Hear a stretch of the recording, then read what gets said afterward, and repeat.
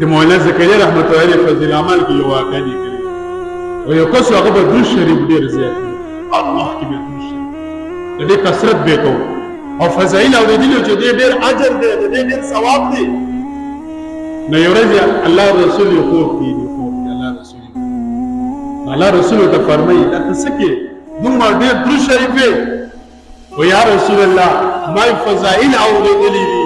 نو علماونه مې اوریدلې دي په خپل مې ویلې دي چې درود شریف ویلو ډېر زیات ثواب دی او ډېر اجر دی او د الله رسول په ډېر زیات راضي کېږي او خوشحالي.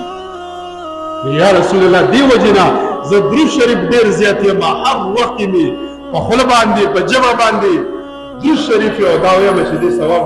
الله رسول ته ورسي. اوس خوب کې د الله رسول سره لګي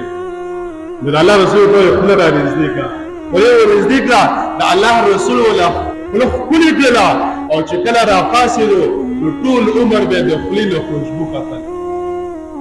دا اجر الله رب العزت د نیک عمل ثواب ته دنیا کې خی چې دا سره څنګه دی دا نیک بنده دی دا تقوادار بنده دی دغه په ځل کې د الله خوف موجود دی دا نیک عمل کوي دا ګناهونو نه ځان ساتي د دې اثرات الله رب العزت ته دنیا کې خی دې بنده دی ځکه